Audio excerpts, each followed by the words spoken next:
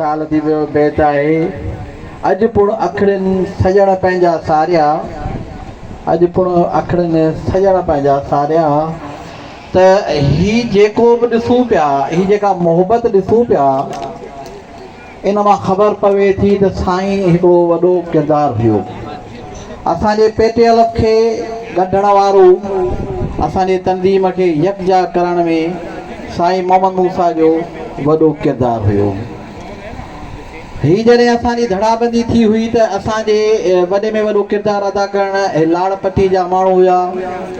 उन में साईं अतीकुर रहमान बि हुयो, साईं मीर हसन आरी सर बि हुयो, साईं मोहम्मद मूसा लेगारी साहब, सभिनी दोस्तनि खे हिननि गॾियो आहे।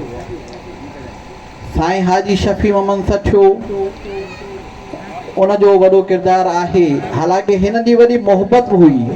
साईं शफ़ी मोहम्मद सठियो मोहम्मद मूसा खे अदा मोहम्मद मूसा चवंदो हो, पर पोइ हिननि जी थोरी घणी ॻाल्हि ते बि जेको पेटियल जी जेके हूंदी हुई, उन में उसूलनि ते इख़्तिलाफ़ थींदा हुया। माण्हू सम्झंदा हुआ त बसि हाणे अलाए छा थी वेंदो हुयो।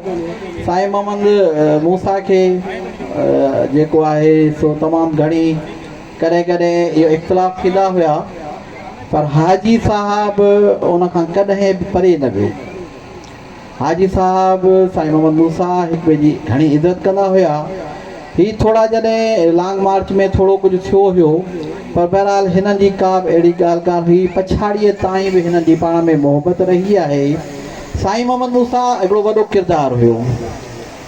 साईं मोहम्मद मूसा जेको आहे हीअ मोहबत ॾिसूं था साईं जी, त केतिरा माण्हू सॼी सिंध मां आया आहिनि। इहा मोहबत आहे न, 300-400 किलोमीटर परे खां माण्हू जेको आयो आहे, त वॾी ॻाल्हि आहे। साईं हर जॻह ते पहुचण वारो हुयो। असां सां पछाड़ीअ में साईं जो जेको आहे सो हाल अहिवाल फ़ोन ते थींदो साईं बचल सां, ऐं मूंसां तमामु घणो हूंदो हुयो। पोइ असांखे घणो कुझु चवंदो बि हुयो, पर बहरहाल हू पंहिंजे उसूलनि ते पंहिंजी ज़िंदगी गुज़ारे वियो हलियो। अॼु असांखे तमामु घणो दुख थिए पियो त असीं संदसि कखनि ते आया आहियूं, पर साईं मोहम्मद मूसा नाहे। असां दुआ गो आहियूं त साईं मोहम्मद मूसा खे अलाह साईं जवारे रहमत अता करे। महिरबानी साईं।